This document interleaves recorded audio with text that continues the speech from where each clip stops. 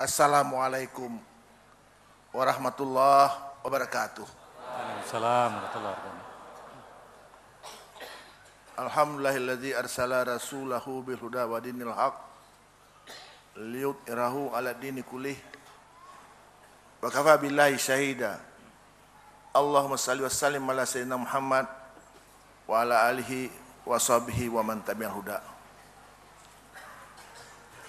Yang saya hormati Ustadz, guru besar kita Pak Sukiman. Ustadz Sukino.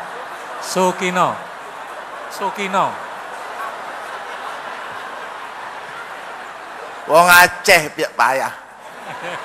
Nama orang Jawa sama semua dianggap. Iya. Ahmad Sukirno. Sukino.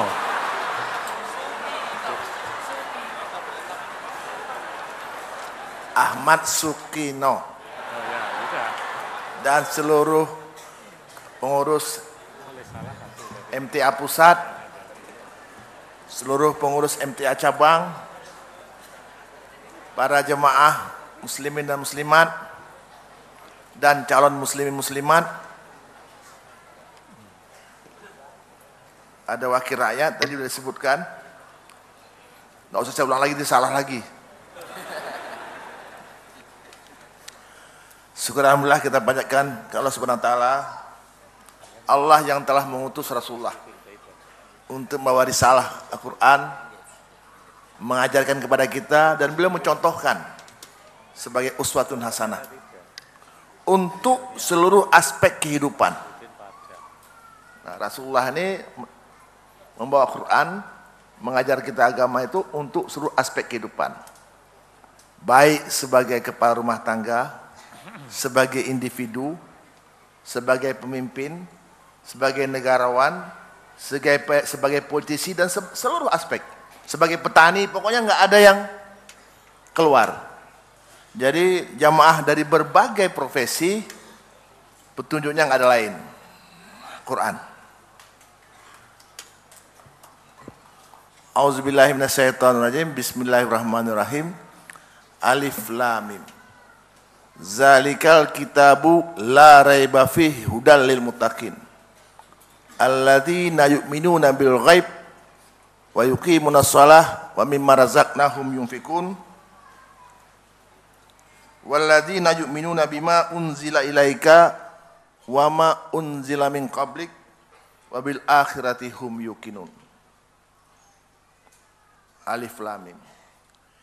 Ini kitab tiada keraguan, tidak ada ragu-ragu, la raiba fi hudal lil muttaqin, akan menjadi petunjuk bagi orang yang takwa. Siapa orang yang takwa? Di sini kita bisa lihat, yaitu orang-orang yang percaya kepada yang gaib. Wa yuqimuna shalah, melakukan salat. Wa mimma razaqnahum yunfikun, mensedekahkan, mewakafkan, menzakatkan hartanya, harta yang diberikan Allah padanya. Percaya kepada Quran dan kitab-kitab sebelumnya, dan percaya kepada hari akhirat. Jelas, tegas. Jadi kalau ada majelis MTA ini dihalangi oleh sebagian orang, itu hanya merupakan cobaan, Ustaz. Sesungguhnya ku jadikan manusia dengan penuh tantangan. Ya hanya itu aja. Sunnatullah itu. Wa kafa billahi syahida, cukup Allah sebagai penolong. Usah takut. Mau bupati, mau gubernur, tidak bisa halangi orang belajar Quran.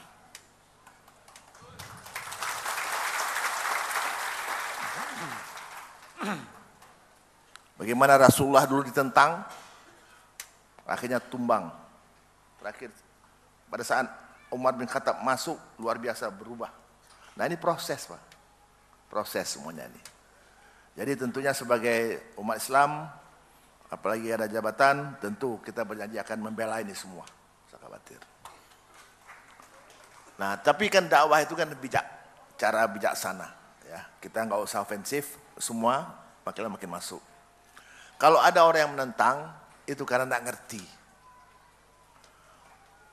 Ud'u ila sabil rabbika bil hikmah wal mau'izati hasanah wajadilhum billati ahsan. Ajaklah mereka dengan hikmah, dengan kebaikan, berdiskusi dengan baik.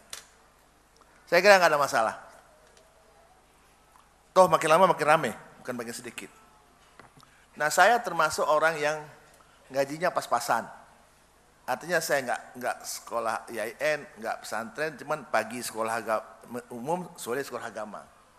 Bahasa Arab belajar dikit-dikit, fa'alu, tapi nggak bisa nahu, nggak selesai. Tapi kebetulan jadi wagub tahun 2000, zaman konflik. Tidak pernah sekolah politik, pengkonsultan sebelumnya. Apa yang menjadi pedoman Quran?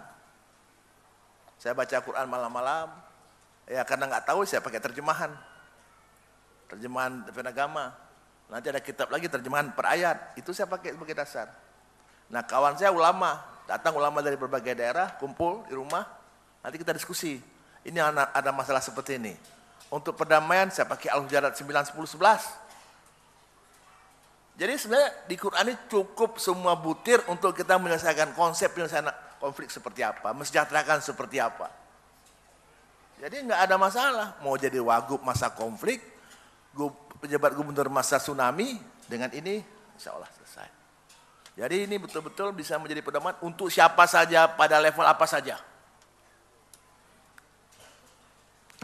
Pada saat tengah malam jadi gubernur, saya nggak punya teman, memutuskan siapa yang saya angkat 14 orang bupati, saya harus tunjukkan, ambil keputusan yang sangat sulit, itu petunjuknya tengah malam. Bangun tengah malam. Persoalannya bangun tengah malam itu nggak selalu bisa kita buat. Kadang-kadang bisa bangun tengah malam 11 rakaat salat. Kadang-kadang bangun juga sulit. Setelah bangun lemas.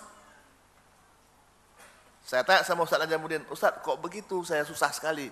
Hati-hati makanannya jangan kotor. Jangan terima rasuah. Atau kalaupun nggak rasuah, mudah terima, harus banyak zakatnya.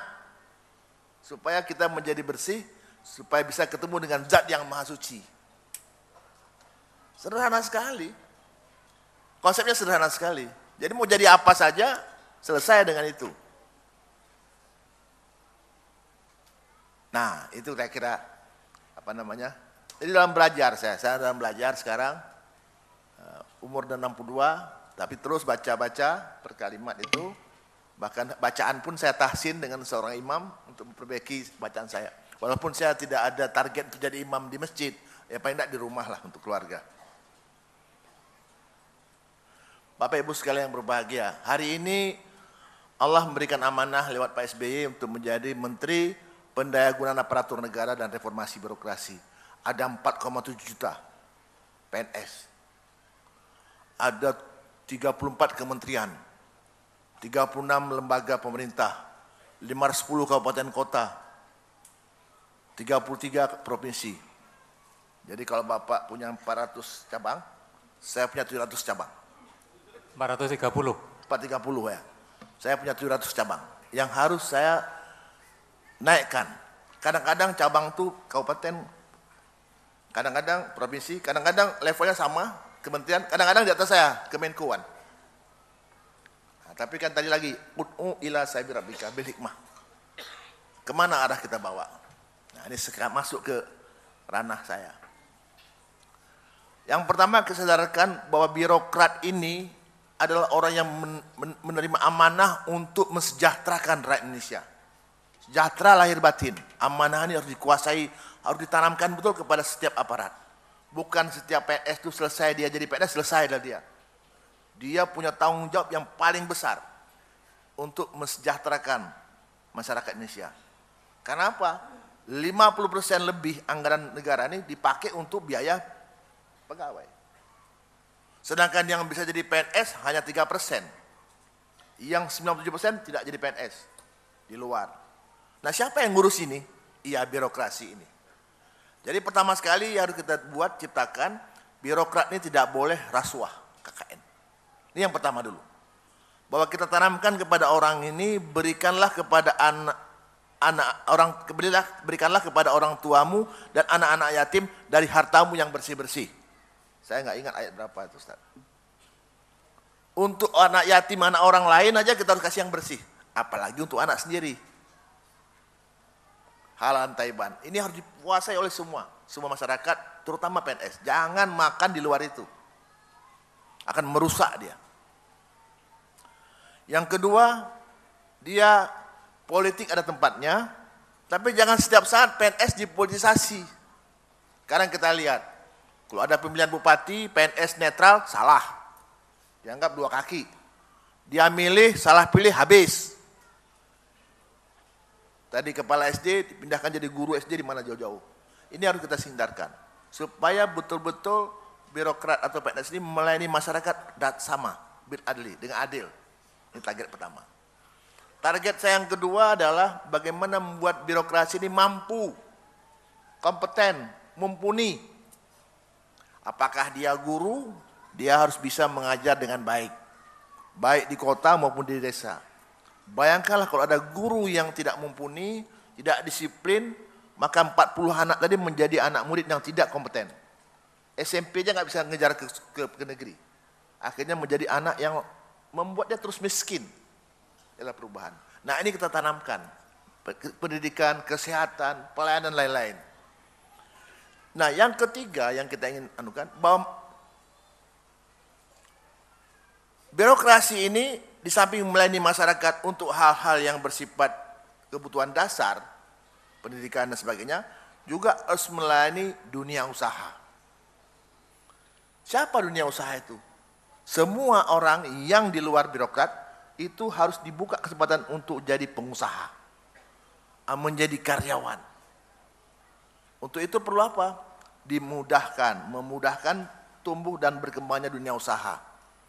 Jadi jangan birokrasi atau PNS itu mempersulit orang mau buka usaha.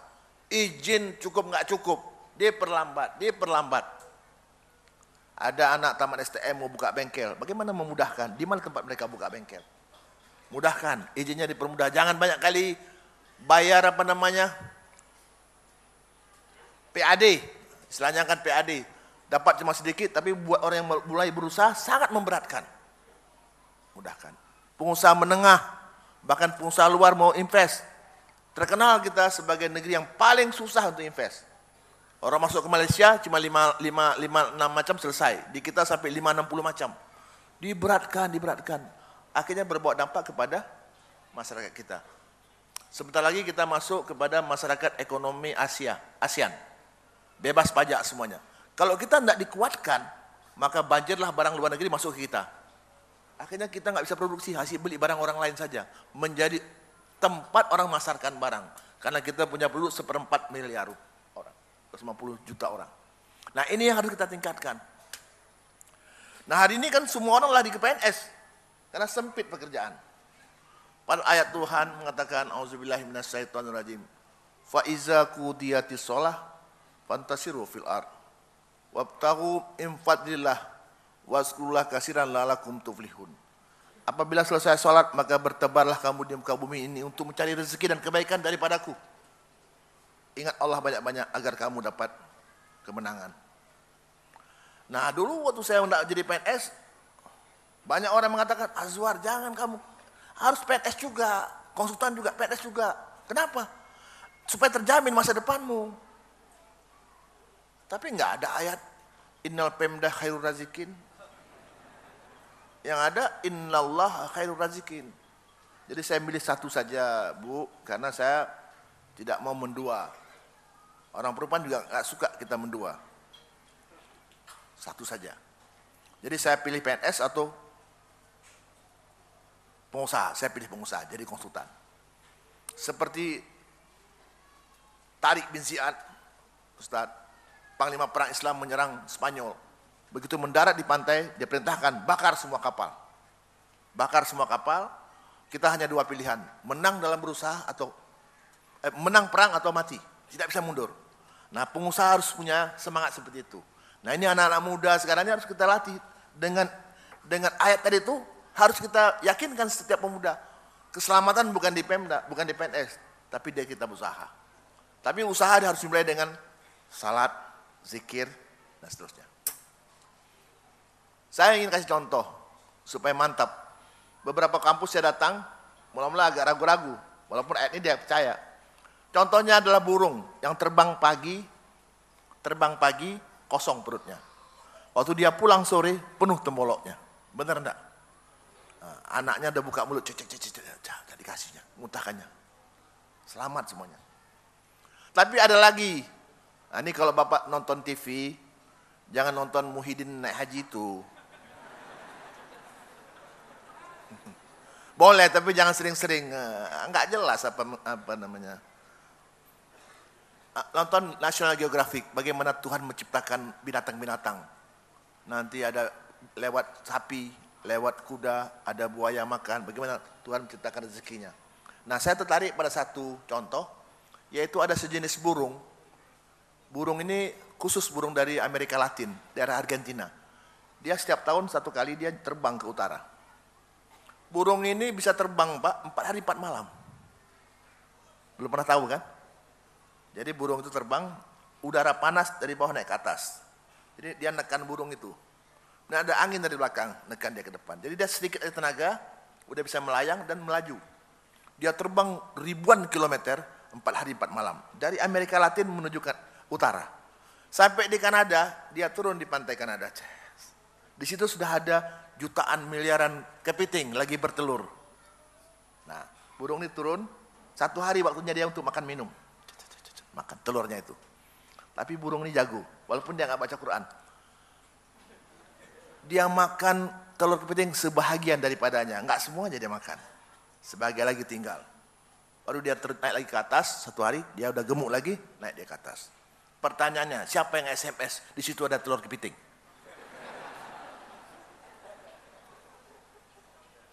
Innallaha khairur razqin. Dibuka mulut oleh Allah, diberikan jaminan rezeki.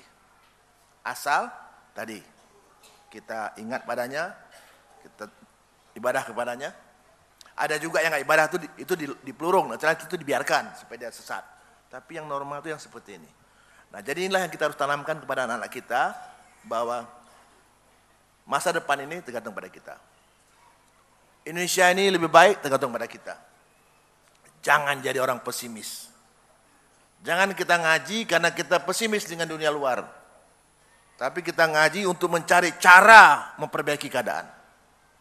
Allah menciptakan manusia, menurunkan ke muka bumi untuk menjadi khalifah. Memperbaiki keadaan dari Darul Harab menjadi Darussalam seperti di Aceh. Saya bilang kita harus yakin Aceh ini bisa damai. Darul Harab jadi Darussalam, yang perbaiki bukan orang Amerika, Eropa, tapi orang kita sendiri. Orang Indonesia, orang Aceh. Nah, sekarang Darul Korup menjadi Darul Bersih, kita juga. Jadi jangan kita bilang, aduh Pak Azwar percuma lah mau menjujur, negara kita nggak bisa lagi perbaiki, percuma Anda nggak punya uang nanti. Nggak bisa. Kalau kita nggak yakin, kita ikut korup, nggak akan selesai. Maka kita harus yakin bahwa kita bisa rubah. Allah wa kafa billahi syahida. Kita yakin, kita lakukan, Allah akan cari, berikan jalan di luar dugaan kita, terjadi perubahan. Bukan semua kita punya urusan, tapi kita mulai. Nah, jadi ini juga republik ini yang dulu dikatakan sudah bangkrut, krisis moneter, income per kapita $5 per orang, sekarang menjadi hampir 4.000. Dolar udah naik 11.000, sekarang udah stabil. Ya, banyak sekali yang positif. Jadi agak aneh kalau ada orang yang mau kembali ke masa lalu. Bahwa dari 10 hal baru bisa kita perbaiki 4 hal, oke. Tapi tidak usah mundur ke tempat yang kita hancur dulu. Nah, ini yang kita perlu teruskan. Jadi never ending. Tidak ada pernah selesai perbaikan, dan perbaikan. Jadi itu Bapak. Nah, saya kasih 2-3 hal apa yang udah Menpan buat. Untuk bukti bisa kita lakukan. Yang pertama, rekrutmen CPNS terbuka. Sudah 2 tahun Bapak. Tes CPNS itu tidak pakai duit. Orang kalau udah selesai ujian pengumumannya, dia bisa dengan HP dia nilainya berapa. Kecuali yang kedua, yang umum tuh bisa tahu nilainya HP-nya. Jadi nggak bisa lagi Pemda yang curang untuk rubah, nggak bisa lagi. Itu adil namanya. Nah, bahwa ada masalah nanti di daerah tertentu orang luar yang masuk, itu kita pikirkan bagaimana afirmasi ihsannya. Tapi adil sudah selesai, jika kita tambung ihsan. Tahun ini kita akan buka lagi. Ini yang orang nggak pernah bayangkan bisa berubah. 100.000 PNS yang kita terima dengan cara seperti ini. Semua anak punya kesempatan. Apa manfaatnya? Yang pertama, negara memperoleh putra-putri terbaik untuk jadi PNS. Yang kedua, kepercayaan kembali pulih. Apa enaknya kita di rumah kalau keluarga kita nggak percaya sama kita? Apa enak jadi pejabat kalau orang mencibir di belakang, nggak bisa dipercaya itu pemerintah? Nah, hari ini kita pulihkan. Yang kedua, apalagi? Pejabat eselon 1, eselon 2, kepala dinas, camat di Jakarta, itu sekarang sudah mulai promosi jabatan.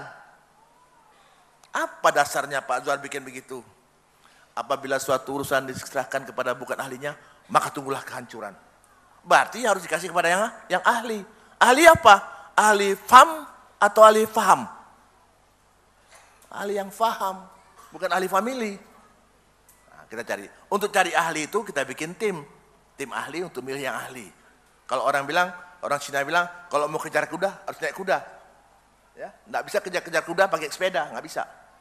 Kejar kuda harus naik kuda. Nah, begitu juga kita akan mulai tahun ini besar-besaran.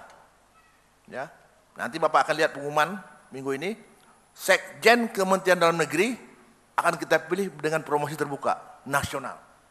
Insya Allah Bapak dengan Sekjen Depdagri begitu, maka nanti akan Sekda Gubernur, Sekda Kabupaten, dan seterusnya akan cara begitu.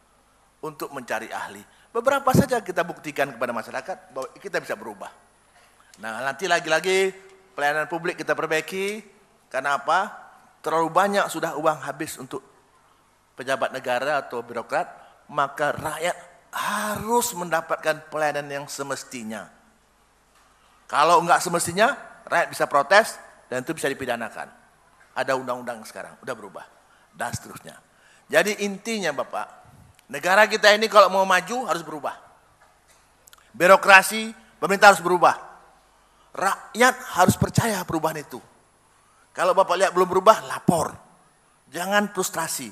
Allah marah besar kepada orang yang putus asa atas rahmatnya. Ini Quran. Jadi kita harus yakin kita berubah.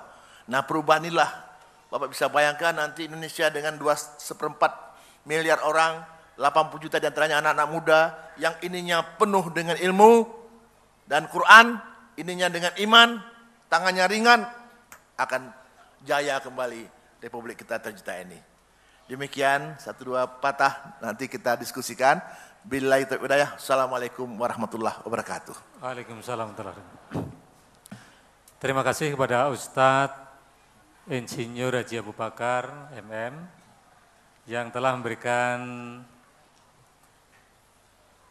penjelasannya tentang sedikit apa yang beliau lakukan dan laksanakan yang akan berjalan dan sedang berjalan. Dan ini rupanya menarik buat kita sekalian. Jadi rupanya dari para peserta akad pagi ini sudah mulai agak lupa sedikit ayatnya. Sekarang yang diingat bagaimana untuk bisa menjadi pegawai negerinya. Ya. Nggak apa-apa. Baik, pertanyaan yang pertama ini langsung saja sebelum saya ke langsung. Karena sebelum beliau menyampaikan sudah masuk ini pertanyaan tertulis.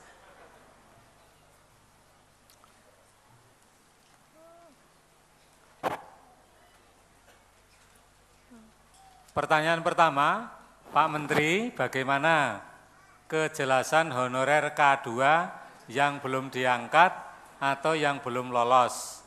Karena saya mengabdi 22 tahun, tapi belum lolos. Data-data telah lengkap. Atas penjelasannya kami sampaikan, terima kasih. Satu lagi aja Bapak. Ya, itu ya. Di salah satu kabupaten di Solo Raya saat ini, ada bupati yang senang melakukan mutasi pegawainya dalam kurung PNS, terutama yang tidak mendukung dia atau partainya. Dan biasanya PNS yang tidak pro dengan dia akan dimutasi di tempat pelosok atau jauh dari tempat tinggalnya. Bagaimana sikap dari Pak Menteri akan fenomena tersebut? Oke. Dua hal tersebut Bapak mohon bisa dikasih penjelasan. Terima kasih. Terima kasih. Pertama, yang mau jadi PNS atau yang anaknya mau jadi PNS, boleh saja. Tapi bapak-bapak, ibu-ibu, jangan anaknya kalau belum jadi PNS dianggap belum kerja. Itu ya saya minta. Kalau di mana kerjaannya? Belum, masih kerja gitu-gitu aja. Buka usaha, buka kedai, dia belum PNS. Boleh mau jadi PNS tapi jangan dianggap itu hanya satu-satunya. Siapkan tes yang pertama, tes intelijensia umum, psikotes. Yang kedua, tes wawasan kebangsaan. Yang tiga, tes kepribadian.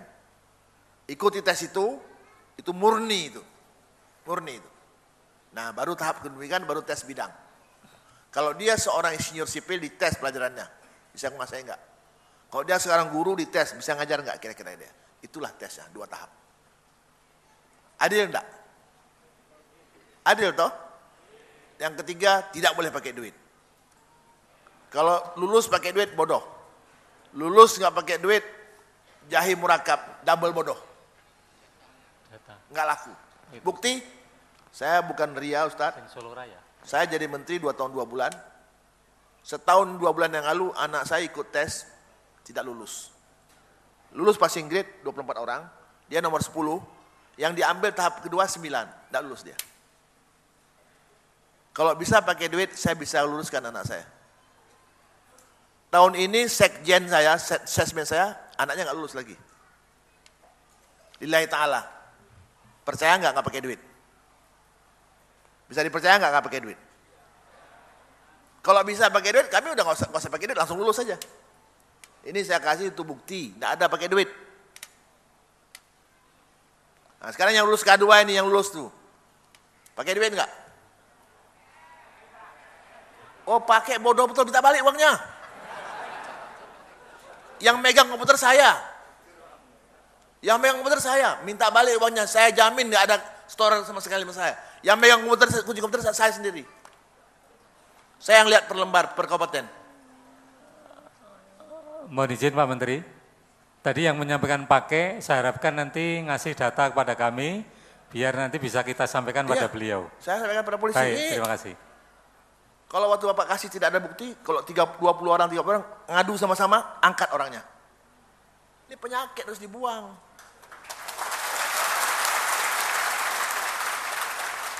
Jadi namanya trauma, Pak. Karena udah selalu begitu berpuluh tahun, apapun kita bilang tidak percaya lagi.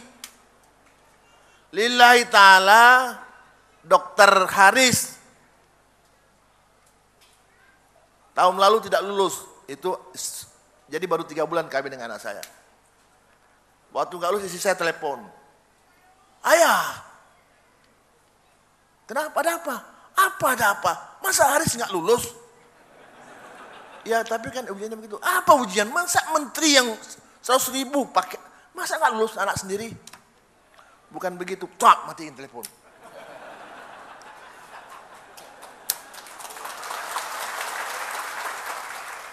Terus saya jumpa Dr. Nasih yang staf ahli di fraksi Partai PAN. Pak Nasih, saya mau tanya dulu, ada ayat kan? Apa? Auzubillahi ku anfusakum wa ahlikum nara. Selamatkanlah dirimu dan keluargamu dari api neraka. Terus apa hubungannya? Anakku nggak lulus di PNS. Aku nggak bisa bantu karena udah begini sistemnya. Ya udah betul lah, kalau Bapak angkat malah itu menjerumuskan. Jadi Bapak ngomong lain, Bapak buat lain. Aman, satu dari segi agama. Tenang sedikit. Tadi udah galau saya. Nah pulang ke rumah jumpa sama Zanessa, dokter anak saya. Nes, gimana Bang Haris? Kenapa ya? Kan dia nggak lulus. Iya dia udah tahu nggak lulus. Gimana tuh? Nggak apa-apa ya, dia bangga sama ayah. Kawan-kawan kampus di Aceh Darussalam itu semua bangga sama ayah. Udah nggak apa-apa ya? Aman, doa. Mana bunda? Tidur. Kapan? Tadi habis maghrib langsung tidur. Berarti berat lah sini. Saya tidurlah di depan TV, nonton TV sampai jam 11 malam. Nah selesai itu, udah ada nyamuk, saya naiklah ke atas. Saya buka pintu pelan-pelan. Keren, keren. Takut saya kan. Begitu saya buka, bangun dia. Ayah, kapan pulang? Alhamdulillah, nggak marah lagi dia. Kalau marah saya balik cari rumah lain saya. Nah itu satu bukti Pak, nggak ada main-main. Dulu tahun lalu saya nggak bercerita nih Pak. Takut anak saya tertekan, ini kan dia udah lulus, nggak apa-apa. Tahun ini dia lulusnya bukan hanya lulus PNS, tapi lulus jantung di Cipto. Ini yang kedua kali dia lulus. Jadi saya anak menteri, jantung nggak lulus juga pertama. Baru yang kemarin lulus. Jadi kalau sabar, dapat ya. Ini yang saya mau ceritakan, negeri ini udah kita balik. Tapi kalau Bapak nggak percaya juga kasih uang, ya habis lah. Salah sendiri. Kita bikin kelambu bagus-bagus, kita kasih semprot obat nyamuk, tidur di luar, salah sendiri. Ya. Jadi K2 ini begini. Selayaknya kan penerimaan ini kan secara adil. Kalau ada 40 orang yang masuk jatahnya 2, berarti tes di antara 40, kan begitu. Kalau ada 1000 orang yang daftar 100, tes lah, ambil 100. Nah tapi udah berjalan begitu lama kita model honor-honor. Kadang-kadang ada tesnya, kadang-kadang tidak. Kalau di Jawa ini adalah seleksinya, tapi kalau di luar Jawa tidak ada. Keponakan kepala sekolah, adik bupati, itulah yang menjadi honor, kemudian diputihkan. Sehingga tahun 2005 negara tak boleh lagi. Yang sejak itu tidak boleh lagi ada honor. Tapi yang sebelumnya diselesaikan. Ada 2 model, ada K1, ada K2. K1 itu yang dibayar dengan uang pemerintah. Ada bukti dari kas daerah. Itu diselesaikan 886.000 tahap pertama. Ada tercecer 300.000, diperiksa tinggal 150.000. Diperiksa lagi tinggal 72.000. Diperiksa lagi tinggal 32.000. Bayangkan dari 300.000 menjadi 32.000. Sekarang udah selesai 32.000. Yang nggak masuk itu juga nggak ribut, memang tidak berhak. Nah sekarang dibuka honor K2. K2 ini sama semua waktunya 2005, tetapi bayarnya tuh uang komite sekolah, uang bos, sehingga kwitansinya cuma kwitansi biasa, sehingga sangat dimungkinkan untuk diantidatir, dirubah dia punya SK. Nah, kemarin masuklah 600.000. Pertama ini kita terima sepertiga tes, ya ini agak panjang, tidak apa-apa dibuat masyarakat sampai kemana-mana bisa tahu. Sepertiga dapat jatah 218.000. Nah, waktu kita tes di Jawa ini agak lumayan 40% rata-rata. Waktu pengumuman banyak yang menangis histeris karena apa? Dia sudah 14 tahun, 15 tahun, bahkan 20 tahun mengabdi, dia nggak lulus. Sedangkan yang baru mengabdi 3 tahun, 4 tahun, itu tidak berhak malah lulus. Ternyata apa?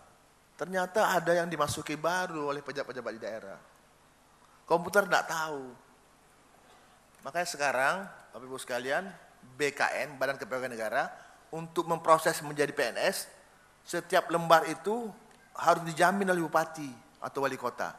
Bahwa Abdullah bin Pekan, itu benar guru di SD ini sejak tahun 2005, sejak 2004.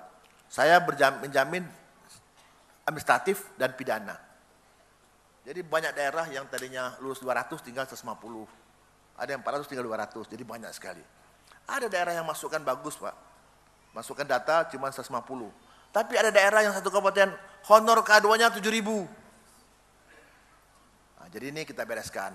Nah, kesimpulan, nah setelah kita bersihkan yang tidak berhak ini, nah nanti kita kasih lagi jatah baru, tambahan tahun ini, mungkin sekitar 5-60.000, kita pilihlah profesi yang sangat dibutuhkan daerah itu dan yang paling lama mengabdi atau umurnya paling tua. Demikian. Terjawab? Baik. Jadi perlu waktu. Mudah-mudahan bisa dimengerti jawaban beliau. Kita lanjutkan tertulis yang yang nomor 2. Oh, ya. Politisasi PNS inilah yang kita mau hindari dengan apa? Promosi terbuka. Jadi apabila eselon 1 pindah, kepala PU pindah, itu dulu kan di bawahnya langsung diangkat oleh bupati. Sekarang nggak boleh lagi. Sekda bikin tim, nanti tim ini akan milih 3 yang terbaik. Nah 3 inilah yang bupati boleh pindahkan. Nah 2 tahun dia nggak boleh pindah-pindah, kecuali dia buat salah. Jadi nggak bisa bupati pindah-pindahin sembarangan. Ya, 2 tahun kemudian baru ini mau dipindahkan, bikin lagi apa? Seleksi baru lagi. Jadi intinya Sekda lah yang mengatur dengan panitia siapa yang berhak. Jadi bupati memilih 1 di antara 3. Jadi nggak bisa mentang-mentang tim sukses terus kepala SD ya, maaf ya kan tidak semua bagus, ada yang pas-pasan diangkat jadi kepala dinas PK, nggak boleh. Nah, sekarang kan bisa karena dia tim sukses, guru langsung diangkat jadi kepala dinas pendidikan, nggak boleh lagi. Dipilih di antara 3 yang terbaik yang memenuhi syarat. Jadi inilah bentuk konsep umum bagaimana kita menghindari bupati itu sewenang-wenang atau wali kota sewenang-wenang memindahkan pejabat. Demikian. Pertanyaan berikutnya, Di kantor swasta umumnya lebih sibuk dan lebih serius bagi pegawai dan pemimpinnya. Berbeda dengan di kantor milik negara, pada jam kerja banyak yang ngobrol, baca koran, padahal banyak yang nunggu pelayanannya dan lambat, misalnya di rumah sakit, di perizinan, dan lain-lain. Pada jam kerja, saya juga bisa masuk ruangan kantor milik negara untuk menawarkan satu produk, satu saat. Pertanyaan, apakah ini kelebihan jumlah PNS? 2, birokrasi apa tidak bisa disederhanakan? Mohon tanggapan Bapak. PNS kita jumlahnya 4,5 juta. Sudah satu negara New Zealand. Di antara itu ada pegawai yang kita butuhkan sangat tidak cukup. Auditor, ahli keuangan, ya, engineer masih kurang. Tapi ada juga yang udah lebih. Administrasi umum lebih. Mungkin lebihnya 80%. Jadi satu pihak dia ada yang dibutuhkan kurang, di satu pihak yang tidak dibutuhkan lebih. Jadi makanya yang udah jadi PNS itu kita kan tidak bisa keluarkan. Ya bertahap lah, latih, lahan. Makanya kita hati-hati sekali menerima yang baru. Walaupun honor K2 itu kita terima, tapi kita lihat dulu siapa dia, mau jadi guru apa, syaratnya cukup atau tidak, di mana kita tempatkan, harus begitu Pak. Jadi ini perbaikan ini tidak bisa kita scrap seperti swasta, keluarkan sekian, tidak bisa. Jadi udah PNS ini kita tata lagi. Tapi disiplin kita tegakkan. Jadi masalah izin-izin ini udah kita buat standar Bapak. Standar pelayanan itu. Misalnya urusan apa? Apa syarat-syaratnya? Tulis itu. Berapa lama waktu paling lama? Sekian. Biayanya berapa kalau ada? Tulis. Nggak boleh lagi nanya Bapak ini, oh Dek, bapaknya lagi belum datang ke kantor, belum masuk. Balik jam 11 sudah keluar ngantar anak sekolah. Nggak bisa lagi sekarang. Kalau masih ada, kita bikin pengaduan. Sekarang sudah diwajibkan setiap kantor ada kotak pengaduan, ada unit penanganan pengaduan. Udah ada undang-undangnya. Jadi kita balik, ya. Jadi sebenarnya sama swasta dengan pemerintah sama. Dalam satu rumah ada anak perempuan 2, satu kerja di kantor camat, satu kerja di Bank Mandiri cabang situ. Makan nasi sama, mamanya sama, tapi kerajinannya beda. Apa yang kita tangkap? Kalau kita mau, kita bisa rubah juga ini seperti itu. Ya, asal kita mau. Terus kita jangan mundur, step by step. Nah, kita juga buat penilaian. Kantor-kantor itu juga jangan hanya bisa menyerap dana. Jadi menyerap dana, tapi juga harus bisa menghasilkan sesuatu buat masyarakat, terasa kepada masyarakat. Jadi saya ingin jelaskan sedikit, ada perbedaan antara serapan keuangan dan manfaat. Ya, saya ceritakan contoh ya. Nah, ini contohnya nih Pak, kinerja dengan keuangan. Yang sederhana saja. Ada 3 mahasiswa. Masing-masing dikasih uang Rp1.000.000. Mahasiswa pertama dia beli tas ransel yang bagus, waterproof. Untuk apa? Untuk pendidikan, nanti kalau saya isi buku, hujan tidak basah. Oke. Mahasiswa kedua dia beli buku 2 buah, bukunya bagus, hardcover, harga 500.000, 2 buah 1 juta. Mahasiswa ketiga dia fotokopi aja 10 buku semester itu, masing-masing 80.000, 800.000, 200.000 dia bayar hak cipta orang. Jangan dianggap kita mengambil hak cipta orang, 1 juta. Nah, secara keuangan 3 benar, setuju kan? Tidak ada korupsi. Tapi waktu ujian, mahasiswa pertama dan kedua pergi ke pustaka pinjam buku, maksimum boleh pinjam buku 2. Maka mahasiswa pertama lulus 2 pelajaran, mahasiswa kedua lulus 4 pelajaran, mahasiswa ketiga lulus 10 pelajaran. Keuangannya sama, tapi kinerjanya yang terakhir yang paling bagus. Nah, hari ini Menpan lagi mengaudit itu semuanya. Memang yang terakhir itu dapat A dia, yang pertama dapat D. Nah, sekarang gimana keadaan kita Pak? Ada 510 kabupaten kota yang dapat A tidak ada. Yang dapat B hanya 4 Bapak. Sedih saya. Jadi kita dorong sekarang semua itu daerah, kabupaten, kota, ayo buktikan. Mana kita lihat perencanaan ada apa. Yang ada rencanakan apa, yang ada anggarkan apa, yang ada kerjakan apa.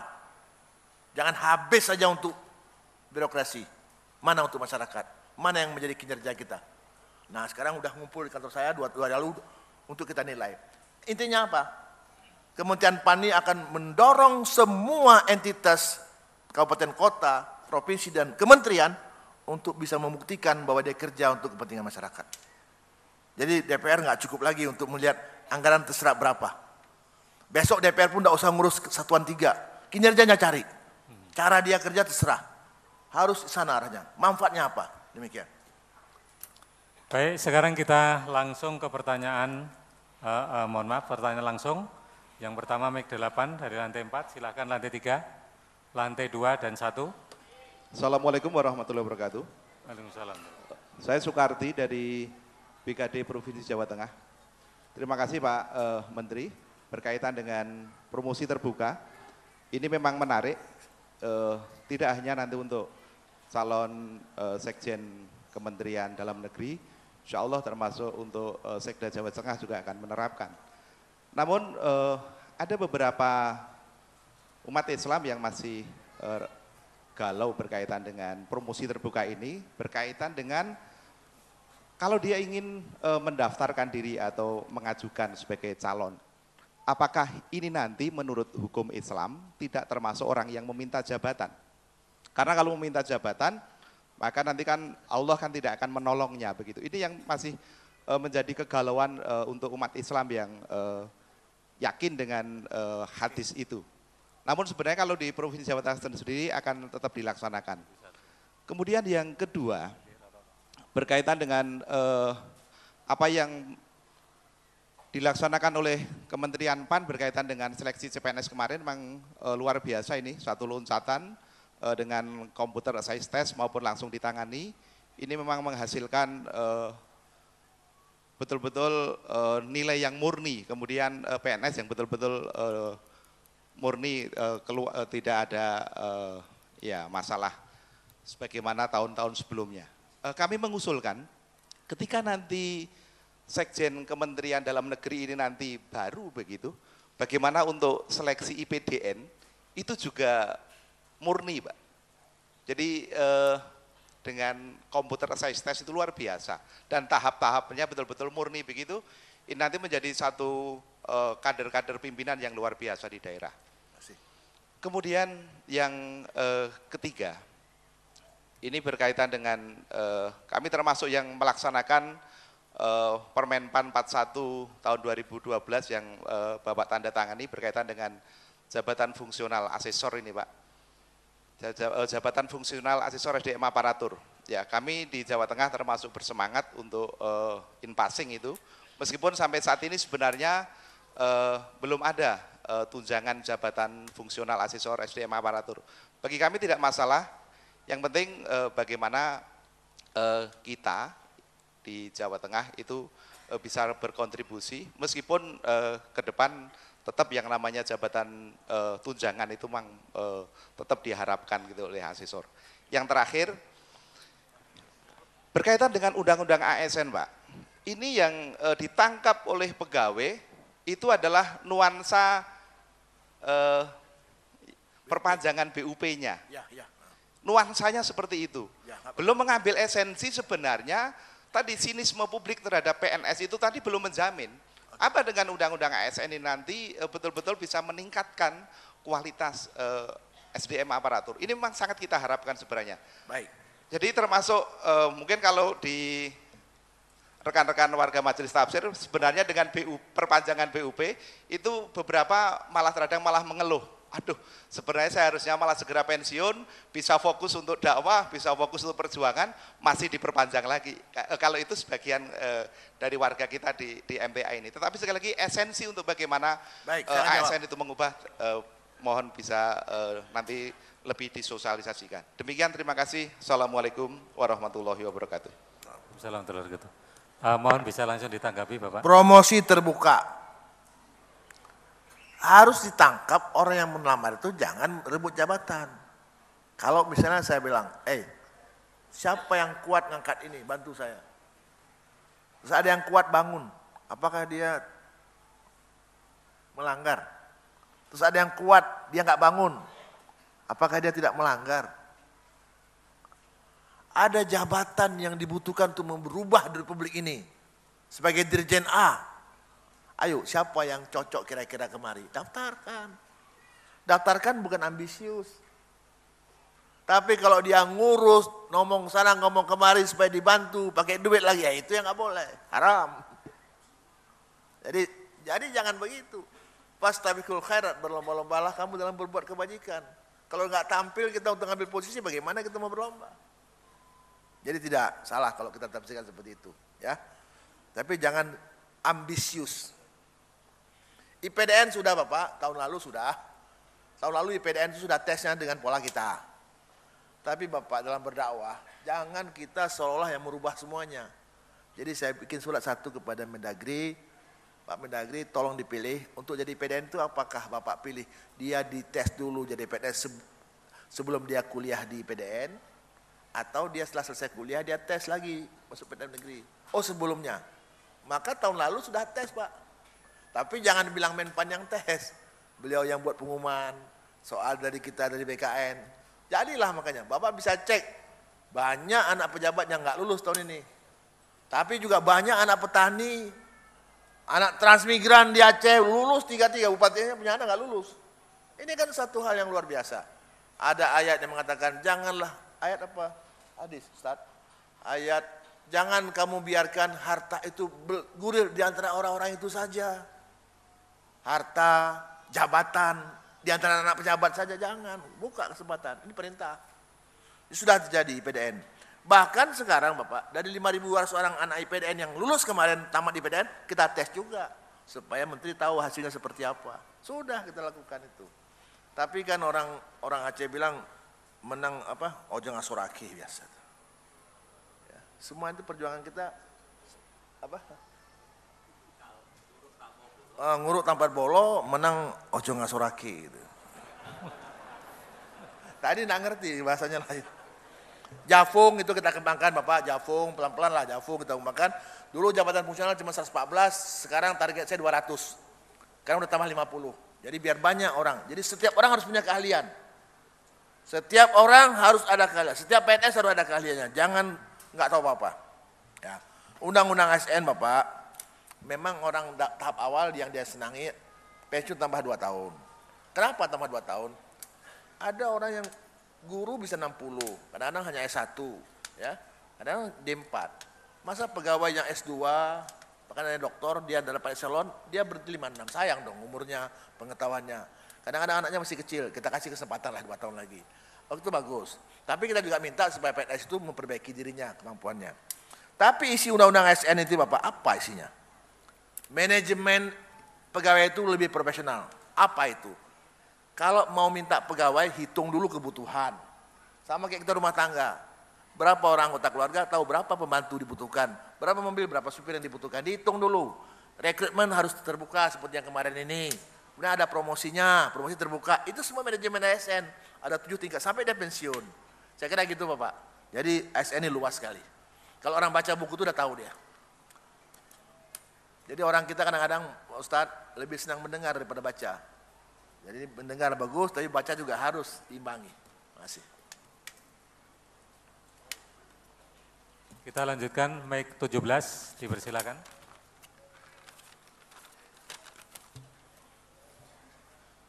Tidak ada. 32. Assalamualaikum warahmatullahi wabarakatuh. Salam. Waalaikumsalam warahmatullahi wabarakatuh. Yang ingin saya tanyakan, Perkenalkan dulu, dari mana? nama saya Ibu Linda. Yang ingin saya tanyakan, ketika tim sukses itu bisa mempengaruhi posisinya penempatan PNS, itu ternyata ketika orang yang ngaji di MTA pun itu juga bisa, Bapak. Jadi ternyata di daerah saya itu ketika orang yang ngaji di MTA itu ternyata juga bisa mempengaruhi penempatan mereka atau mempengaruhi posisi mereka di dalam posisi di pemerintahan itu. Yaitu bagaimana Bapak Menteri menyikapi hal ini? Apakah dengan ngaji di MTA itu bisa mempengaruhi itu? Karena di Blora itu sebenarnya... Bentar dulu, dia mempengaruhi bupati, orang yang kuliah di MTA itu mempengaruhi bupati, atau mendapat akibat negatif, yang mana yang benar? Maksudnya orang yang sudah ngaji di MTA itu dia kemudian penempatannya kadang ditempatkan di tempat yang pelosok atau kemungkinan dia tidak bisa segera naik pangkat gitu, karena sebenarnya untuk seukuran beliau itu seharusnya sudah bisa naik begitu. Tapi karena ngaji di MTA itu kemudian jadi susah naiknya atau kemungkinan ditempatkan di tempat yang sudah pelosok, yang sangat pelosok. Karena di Blora Baik itu. Mbak, ini Pak Menteri sudah menangkap apa yang Anda maksud yang itu. Oke. Mungkin satu pertanyaan lagi, silakan. Cukup itu saja. Baik, terima kasih. Assalamualaikum warahmatullahi wabarakatuh. Waalaikumsalam warahmatullahi wabarakatuh. Jadi kita Silakan, pertama kali, tadi saya sampaikan, ini kan cobaan Allah. Kita bertahan apa tidak. Tapi kita juga perlu lihat, kenapa orang MTA dikucilkan? Kenapa? Ada apa? Coba cek. Coba tanya sama mereka, ada apa? Orang salat baik-baik, orang ngaji baik-baik, kenapa orang jadi marah?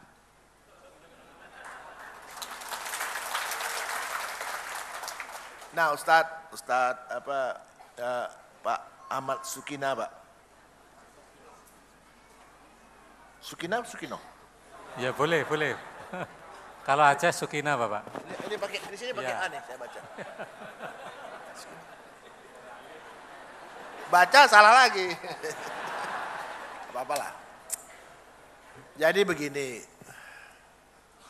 Berdakwalah secara bijaksana. Jadi menurut saya yang paling penting ini kita, maaf nih nggak ngajari Ustaz. Kita harus kembangkan ini secepatnya. Tapi nggak usah eksklusif. Kita ngaji. Ini kan saya pernah sekali Ustaz bawa Ustaz Nazamuddin dari Jakarta, itu Ustaz Istana loh. Saya bawa ke Aceh, itu masa konflik. Jadi beliau sebenarnya hafiz sebenarnya, tapi tidak kelihatan hafiznya. Jadi kita buka Quran, tanya, Ustaz persoalan ini gimana?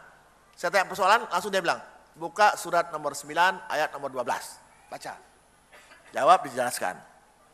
Ya. Di Aceh ini kan ulama-ulama tua Bapak. Ulama-ulama tua. Terus saya bilang, ulama ini saya tanya, boleh nggak saya seperti ini? Beliau jawab apa? Pak Wagub, ada beda antara lughah dengan ilmu lughah. Beliau mengatakan sama saya bahwa saya tidak punya ilmu lughah. Tapi apakah dengan saya baca Quran begitu saya bisa sesat? Saya langsung tembak begitu. Apakah dengan saya baca Quran langsung sesat? Tidak baca kitab kuning, apakah sesat saya langsung Quran? Ya sebaiknya ada guru lah kata-kata beliau. Saya nggak sempat lagi belajar, saya lagi wagub sekarang, konflik di mana-mana. Saya harus baca tiap malam, baca Quran, setiap masalah. 2 minggu kemudian beliau bilang, spesial datang. Pak Wagub, ini Tumi ini raja ulama di sana. Dia tahu saya raja, kalau dikumpul semua ulama cium tangan ini. Beliau nggak cium tangan yang lain, berarti kan dia raja ulama. Pak Wagub, teruskan baca Quran seperti itu, nggak apa-apa. Selesai. Sepanjang saya baca, saya ngertikan, dia bisa menjadi pedoman hidup saya, kenapa rupanya? Nah, barangkali saya enggak dulu. Jangan jadi kelompok yang langsung menyerang orang lain, enggak usah. Rasulullah ada tahap sembunyi, bertahap, dan pada saat pengislaman, ini maaf, Ustaz, dikoreksi Ustaz. Pada saat pertama kali Rasulullah bawa agama itu, tauhid itu, Tuhan satu, tidak ada yang lain. Jangan sembah berhala itu, buang. Belum suruh salat, baru berikutnya salat. Salat pun boleh mabuk. Baru tahap berikutnya mabuknya hilang. Bukan berarti sekarang ini boleh mabuk, enggak. Ini yang pertama-tama dulu. Jadi ada tahapan-tahapan seperti itu. Nah saya kira daerah tertentu enggak sama, sehingga perlu ada gubah kiat untuk daerah tertentu. Di mana kantong-kantong mungkin kiatnya beda. Saya kira itu perlu dicari jalan, tidak sama untuk semua tempat. Jadi tadi Ustadz menyampaikan bagaimana Allah mau menaklukkan Fir'aun, mukjizat kepada Nabi Isa yang mengalahkan sihir. Kepada Nabi Muhammad SAW, karena syairnya sangat tinggi, Quran yang penuh keindahan bahasa. Jadi saya kira itu juga dipakai, lain daerah, lain caranya. Walaupun semuanya kita belajar Quran. Ini kalau boleh saran saya demikian. Baik, mic nomor 27. Assalamualaikum warahmatullahi wabarakatuh. Waalaikumsalam. Ya, nama saya Dr. Setio Budi Santoso dari Wonogiri. Alhamdulillah saya bisa bertemu dengan Menteri Pemberdayaan Aparatur Negara dan Reformasi Birokrasi yang kebetulan dari PAN. Saya angan-angan karena memang saya kerja di Wonogiri amat sangat berat, perasaan saya, tapi ya mudah-mudahan nanti bisa diselesaikan. Yang pertama, perkara dokter. Dokter di Wonogiri itu jumlahnya sedikit, tetapi gara-gara ada moratorium, ya tidak tambah-tambah. Oke. Jadi berhenti. Gara-gara ya moratorium itu kan hubungannya dengan income daerah. Kalau Wonogiri itu income daerahnya kecil, tapi luasnya hampir sama dengan Bali. Oke. Hampir sama dengan DIY. Lah karena luasnya banyak, kemudian tenaganya sedikit, saya kerja di rawat inap. Rawat inap di Wonogiri dokternya hanya 1-2, termasuk saya sendirian, fungsional sendirian di rawat inap. Sehingga tidak mungkin saya kerja 7 kali 24 jam. Akhirnya kebetulan alhamdulillah kepala puskesmasnya dokter, ya minta tolong lah. Walaupun dokter itu, kepala puskesmas itu struktural, saya minta tolong kepala puskesmas, tahulah kadang-kadang kalau saya kepengen ngaji, saya minta izin ngaji untuk dibantu kepala puskesmas.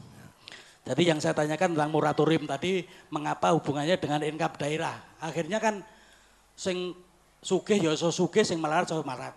Yang kaya makin kaya, yang daerah Wonogiri melarat ya tenaganya sedikit, padahal luas daerah, akhirnya ya tenaganya sedikit, pelayanannya jadi berkurang itu. Yang pertama. Yang kedua perkara kepala puskesmas.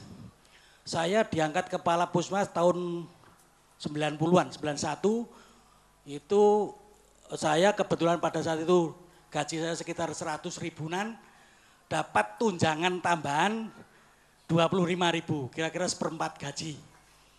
Tetapi tahun-tahun belakangan sudah tidak diberi tambahan lagi, bahkan tahun 2005 saya ditari, pilih kepala puskesmas apa pilih fungsional.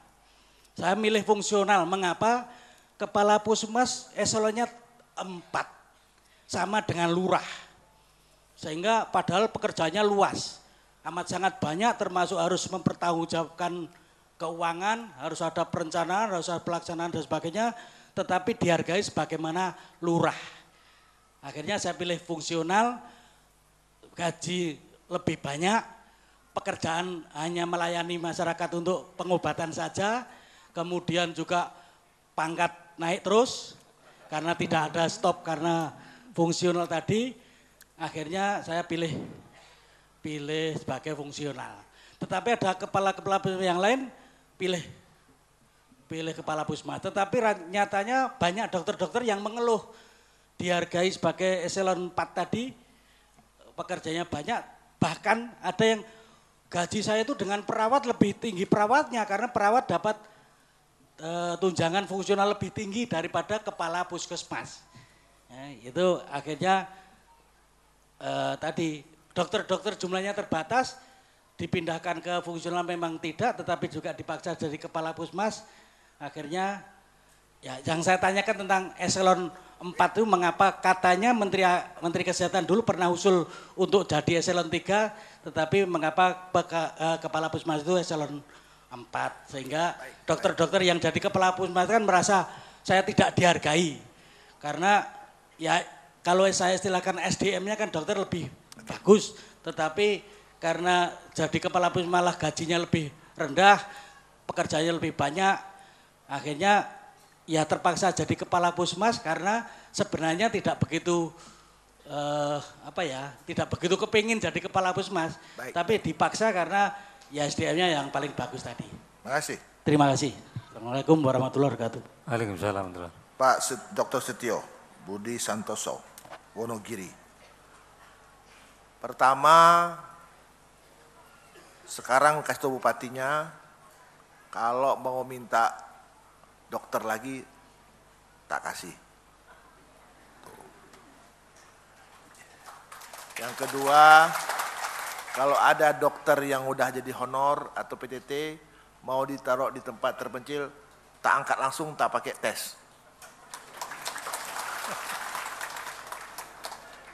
Yang ketiga, mungkin dulu Menpannya nggak pernah pergi ke MTA. Ini udah pergi ke MTA, nanti kepala puskesmas kita hitung lagi bebannya, kalau bebannya berat kita naikkan ke eselon 3. Tapi dihitung dulu.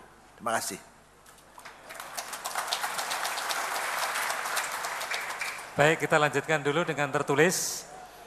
Yang pertama, dari hasil tes CPNS, mungkin bersih di atas, betul, tapi kenyataan di lapangan sangat berbeda. Contoh di salah satu kecamatan di Sragen, penjaga SD yang dinyatakan lulus mengaku disuruh membayar 70 juta oleh oknum, katanya dari DPRD. Mohon tanggapan Bapak. Tanggapannya rasain.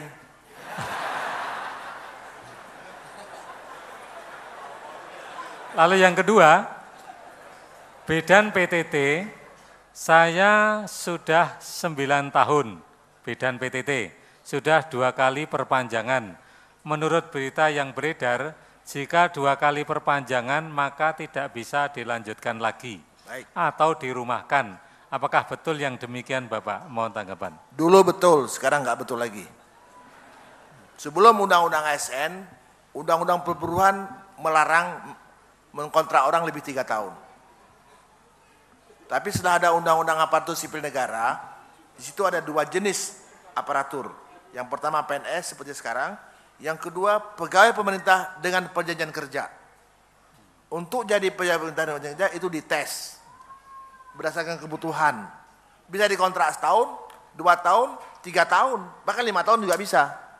Jadi kawan-kawan yang bidan itu bisa diperpanjang dengan PPPK.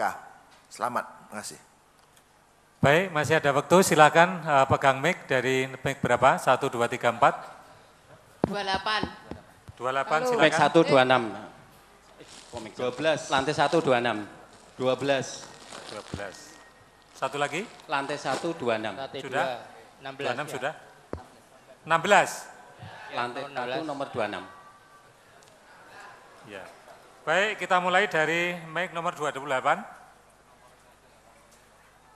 28.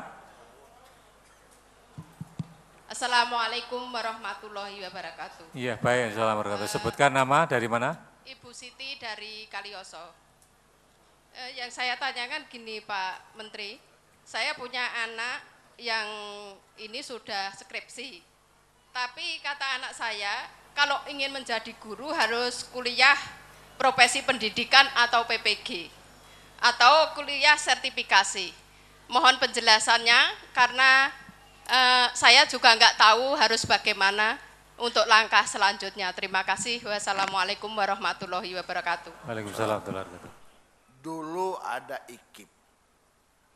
Banyak, IKIP Malang, IKIP macam-macam lah banyak. Terus yang masuk IKIP itu orang yang nggak lulus tempat lain. Akhirnya IKIP-nya nggak menjadi menarik. Akhirnya IKIP ditutup, dijadikan apa?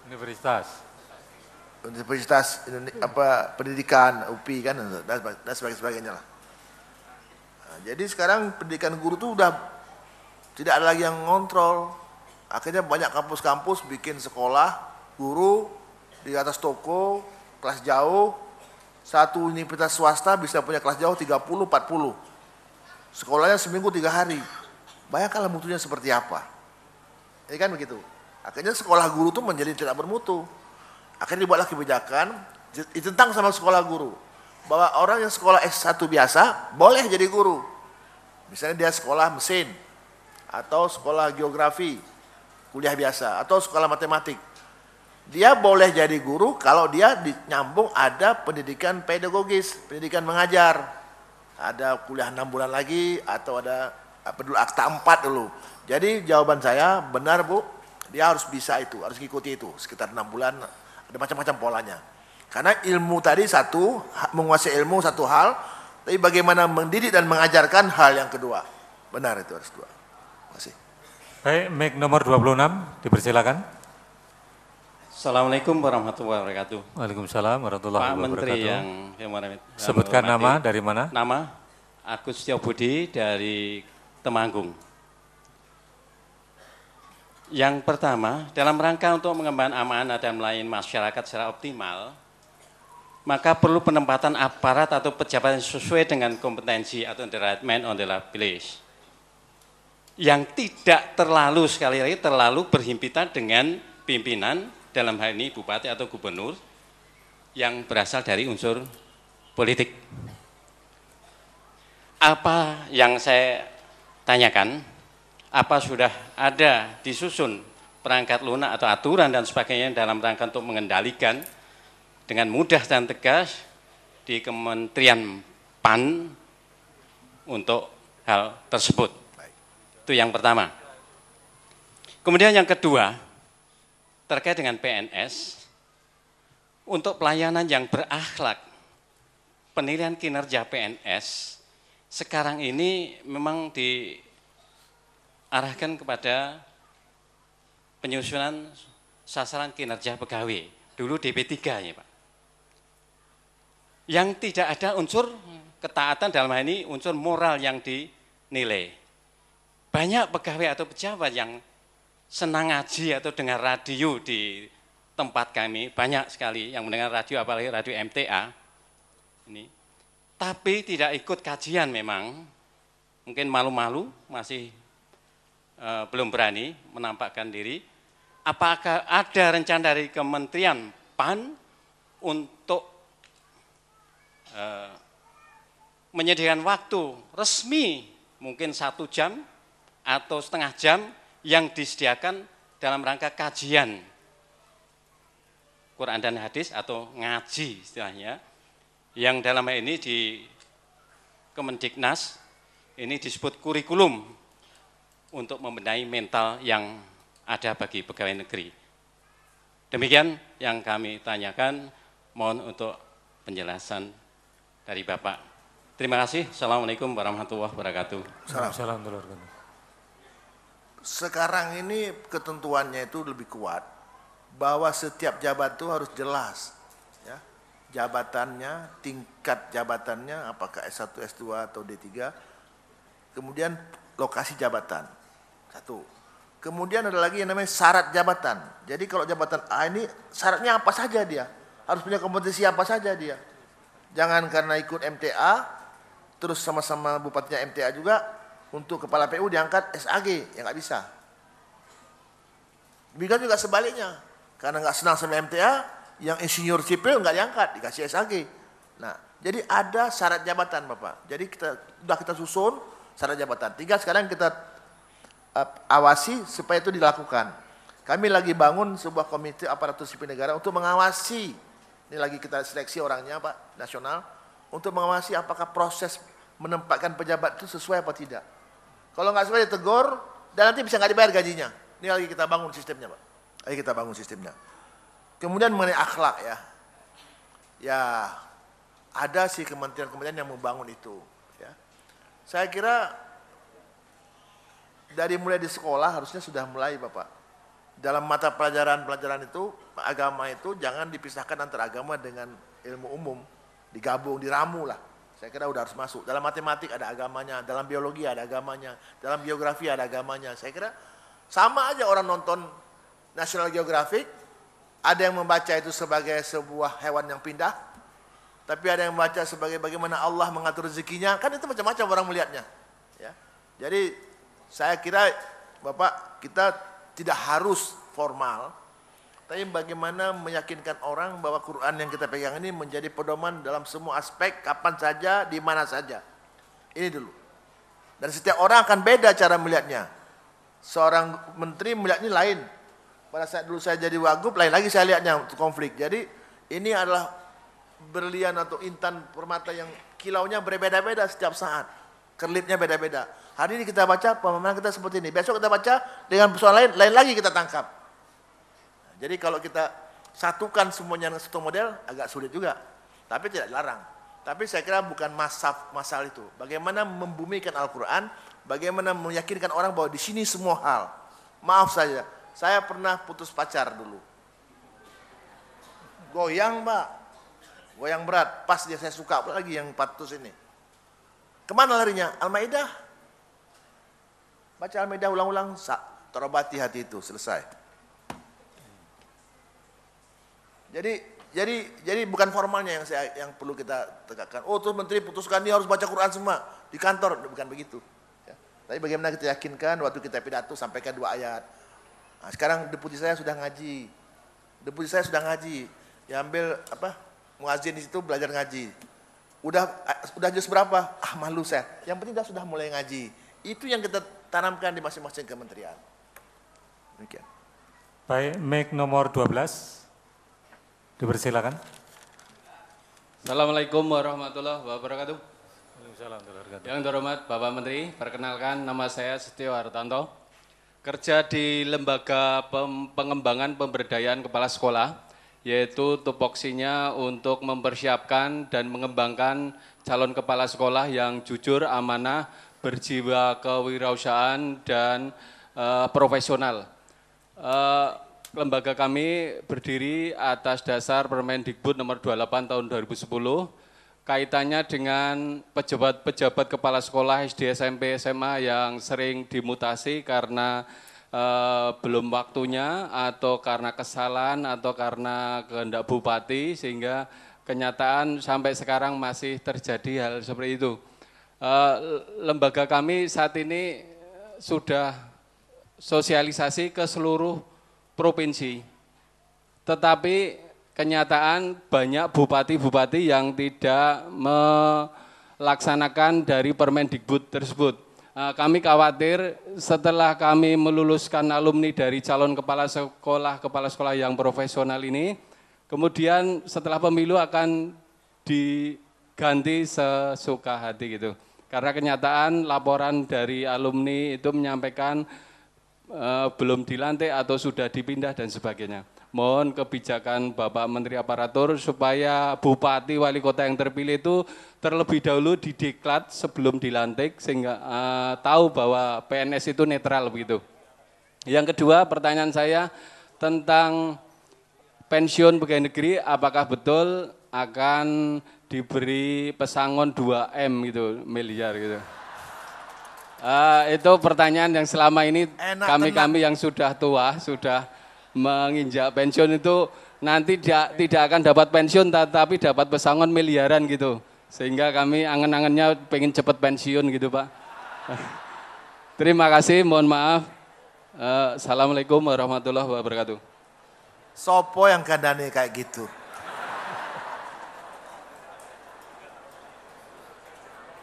Yang pertama, saya setuju sekali dengan Permendikbud itu supaya kepala sekolah itu punya kompetensi. Nah, itu dipegang dulu sebagai syarat. Jadi nggak boleh pindah-pindah orang sembarangan. Nah, soal bupati atau kepala daerah yang terlalu menekan orang dari segi politik, ini kita kan lagi bangun perangkatnya ini. Lagi kita bangun undang-undang ASN mengatur itu. Nanti bupati itu tidak lagi mengurus pegawai. Bupati itu tidak. Jadi bupati itu saya misalkan seperti asyamsu, matahari yang bersinar cemerlang. Dia memberikan arah kepada sekda. Sekda itu bulan yang bercahaya. Jadi sekda lah yang mengatur promosi dan pemindahan jabatan. Tadi sudah saya sampaikan di awal, nanti bupati nggak boleh lagi dengan berlakunya undang-undang ASN, semua perpindahan itu diatur lewat tim. Pengaruhnya masih ada, tapi tidak sekental sekarang gitu loh. Ini yang kita mau jaga, kita pindahkan. Jadi matahari bersinar, bulan bercahaya. Cahayanya dari mana? Dari sinar matahari. Jadi dia nggak bisa diatur, masing-masing ada garis edarnya. Ini yang kita bangun. Kemudian, ya kalau disuruh latihan bupati, saya latih Bapak dulu di sini. Jangan pilih bupati seperti itu. Ya, daripada kita latih bupati sudah pilih, lebih bagus yang pemilih ini jangan pilih bupati yang seperti itu. Baik. Pesangon Pak 2M. Sopo yang mau kasih? Gak pernah ada itu. Jadi begini, hari itu ada Menteri Keuangan mau pensiunkan 6.000 orang pegawainya. Mau kasih pesangon. Rapat dengan kita nggak setuju. Kalau itu dikasih 5 juta satu orang, nanti bagaimana yang lain? Nah, jadi sekarang kita bersetuju. 5 jutanya kita nggak setuju. Masa 2 miliar enak betul. Enak tenan. Nggak ada itu. Kalau mau berhenti, monggo. Nggak apa-apa. Kalau sudah 20 tahun kerja, mau berhenti, oke. Tapi di 2 miliar, wah kasihan rakyat. Jadi Pak, birokrasi ini sudah pakai duit di daerah itu sampai 60%. Jadi kalau amil itu cuma 1/8 harusnya kan begitu, hak amil. Kita sudah 60% hak amilnya itu. Udah kebanyakan. Jadi kasihan rakyat mau dapat apa. Jadi kita perlu bagi juga lah. Makanya kalau dihemat PNS itu bukan membuat rakyat sempit, Justru rakyat makin banyak karena ada anggaran dipakai untuk mengembangkan usaha, mengembangkan macam-macam. Sekarang orang punya hasil pertanian aja mau dibawa ke kota harganya bisa mahal sekali karena jalannya kecil, tidak mulus dan sebagainya. Ini harus kita rapikan. Jadi saya minta juga sama PNS untuk berpikirnya tidak hanya pada dirinya tapi berpikir untuk rakyat yang sisa itu, yang 97% itu. Terima kasih. Baik, untuk mic terakhir nomor 16 dipersilakan.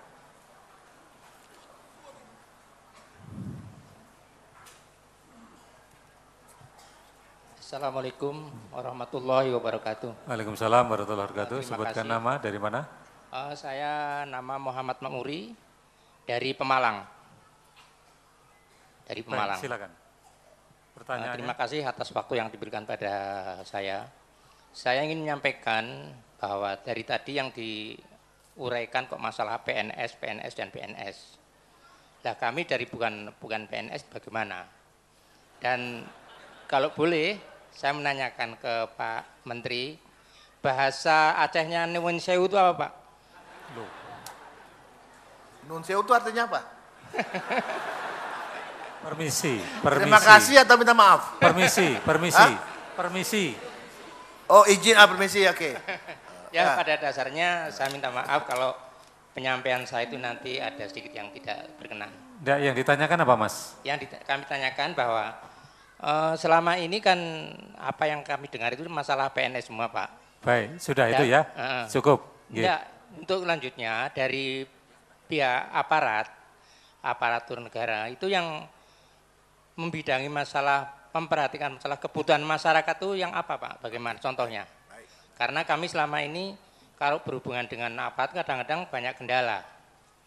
Misalnya, Bapak sebagai apa Pak? Ya misalnya mengurus apa, SIM, dan lain sebagainya, terus masalah perizinan dan lain sebagainya. Terima kasih. Wassalamualaikum warahmatullahi wabarakatuh. Waalaikumsalam warahmatullahi wabarakatuh. Kita ada 12 pertanyaan masalah PNS. Tapi cara saya bahas semuanya untuk kepentingan masyarakat. Pertama, menerima PNS yang fair. Supaya anak masyarakat ini tidak ada yang diperlakukan tidak adil. Tuh, anak bapak mau masuk nggak usah pakai bayar. Itu masyarakat toh. Yang jadi PNS yang terbaik, yang akhlaknya baik, yang ada semangat nasionalisme supaya dia melayani itu ke depan nih Pak, untuk masyarakat juga ujungnya. Kemudian PNS jangan boros supaya ada uang tinggal buat masyarakat, jangan semua uang dipakai untuk PNS, untuk masyarakat juga. Kalau ada guru, gurunya harus mampu mengajar, menguasai pelajaran dan mampu mengajar dengan baik. Untuk siapa? Untuk anak masyarakat juga, supaya pendidikannya terjamin. Jangan sekedar ada yang masuk honor SMA, sampai sekarang masih SMA juga, ngajar, kasihan anak-anak. Itu untuk masyarakat juga.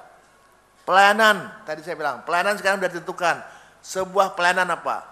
Katakanlah poliklinik, dokter spesialis apa tidak? Jelaskan, dokter umum, dokter spesialis, dari jam berapa sampai jam berapa, tulis itu. Jangan tapi dokternya nggak ada, tulis itu Pak. Kalau nggak masuk dia protes, bukan pengaduan. Udah boleh sekarang, dulu nggak boleh. Cuman orang Jawa terlalu lembut.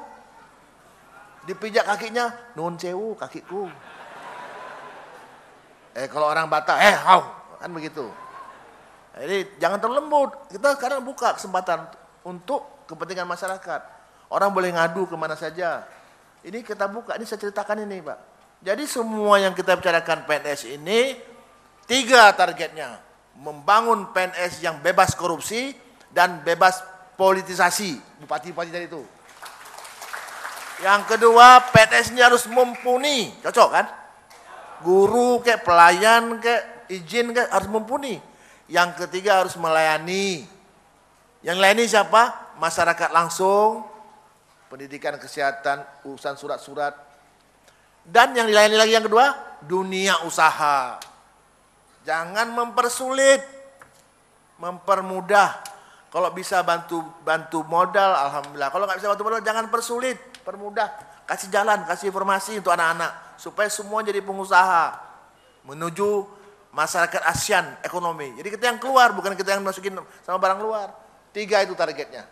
Tentu saya nggak bisa ceritakan semuanya. Ada 9 langkah. Tapi kira-kira termasuk penghematan. Nah itulah semuanya Pak. Jadi kenapa penting birokrasi ini? Karena mereka lah yang paling bertanggung jawab untuk ke depan mensejahterakan masyarakat kita, bukan menindas masyarakat kita. PNS bukan opas, bukan pemeras, tapi harus melayani masyarakat, abdi masyarakat. Demikian. Satu tadi buat yang saya bilang rasain, siapa tadi itu? Jangan kamu menyekutukan Allah. Allah itu satu, betul nggak Ustaz? Ya. Tapi ada orang pakai jimat, salah sopo? Salah siapa? Jadi kalau dibilang jangan bayar, nggak lagi pakai duit, nggak ada pengaruhnya, jangan dibodoh-bodohin. Kalau ada yang udah terlanjur bayar, oh nggak apa-apa, ini nanti ada tahap kedua, nggak ada, minta balik, ngadu sama polisi, minta balik, nggak dapat 100%, dapat 80% lumayan. Ini calo itu begini dia, seperti orang menembak dari kuda, sama masuk. Kemarin ada yang minta sama saya supaya saya kasih nomor, ada 2000 nomor, tolong Bapak cek ini ada yang lulus nggak? Terus saya, untuk apa? Rupanya dia nanti kalau lulus, dia bilang ini kamu lulus bayar 50. Enak tenan. Ini kan kelakuan kurang ajar betul, sampai hati, mentolo minta uang sama masyarakat yang miskin. Nggak ada otak, nggak ada iman, nggak ada perasaan.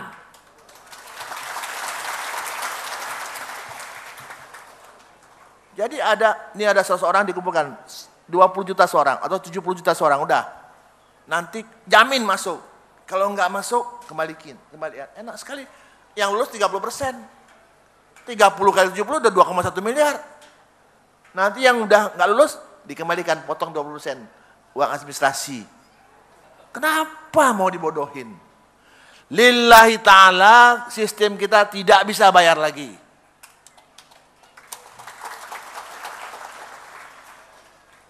Gimana saya mau ceritakan? Bupati minta tolong boleh, tapi nggak ada pakai nama. Selesai satu.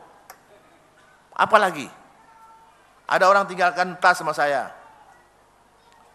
Tas batik. Makasih Pak ya, makasih. Ini oke. Ikhlas ya, ikhlas. Kasih batik. Saya pikir batik lah, batik Jogja. Ini tapi bukan dari Jogja. Pas angkat kok berat. Apa ini? Nggak sedikit Pak. Apa ini? Ambil balik. Nggak apa Pak. Ambil balik atau saya batalkan saya punya. Kembalikan uang. Mau gimana lagi Bapak cari menteri seperti itu? Sayang, saya dengar. Saya jalan ini cuma bawa uang 4 juta rupiah. Nggak ada uang sama sekali. 4 juta rupiah. Naik kereta api dari Malang kemari. Kecut, 6 jam. Yang penting sampai ke MTA. Jadi Bapak Ibu sekalian, saya sangat bahagia bertemu dengan Bapak Ibu sekalian. Percayalah, kita yang merubah negeri. Allah tidak akan merubah nasib suatu kaum, kecuali kaum itu yang merubahnya. Negeri ini kita yang rubah. PNS kita yang rubah. Ayo, di rumah ada yang punya anak PNS rubah. Satu rumah, 2 orang anak muda-muda PNS berubah, kita akan berubah. Apalagi kita semua mau lihat pada Quran. Yakin kita akan bisa berubah. Jadi, kepada Al-Mukarram Ustadz Ahmad Sukino, saya, betul kan? Ya.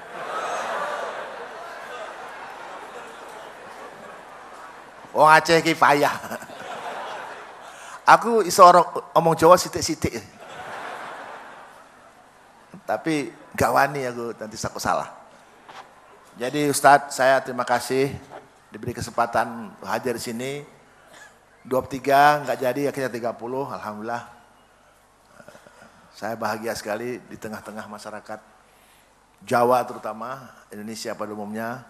Mudah-mudahan Allah memberikan taufik hidayah kepada kita, memberikan kekuatan dan memberikan hati yang terang untuk kita pahami Al-Quran dalam sisa hidup kita, untuk perbaiki kita, keluarga kita, bangsa kita yang tercinta. Sekali lagi mohon maaf apabila dalam saya menyampaikan ini ada yang kurang. Saya bukan ustadz, baca-baca begitulah, saya bukan ustadz. Mudah-mudahan ada manfaatnya. Dan saya mohon doa dari Bapak Ibu sekalian, supaya apa yang kita canangkan dalam reformasi birokrasi ini bisa bergulir terus, siapapun yang akan menggantikan atau meneruskan. Karena ada ayat, watilkal ayyam nudawiluha bainan nas. Hari-hari itu ku pergilikan di antara manusia. Masing-masing ada termnya. Tapi konsep ini kita harapkan bisa berjalan terus, memperbaiki bangsa Indonesia. Sekali lagi, billahi taufiq hidayah. Assalamualaikum warahmatullahi wabarakatuh. Waalaikumsalam warahmatullahi wabarakatuh. Terima kasih kami sampaikan pada Ustadz Insinyur Haji Abu Bakar MM, selaku Menteri Pendayagunaan Aparatur Negara dan Reformasi Birokrasi Republik Indonesia, yang telah memberikan informasi maupun pencerahan kepada kita selaku rakyat dan warga yang berusaha untuk selalu mentaati aturan-aturan yang ada di negeri kita. Mudah-mudahan menteri yang akan datang diisi oleh sebagaimana beliau itu lebih dari 2/3. Harapan kami demikian.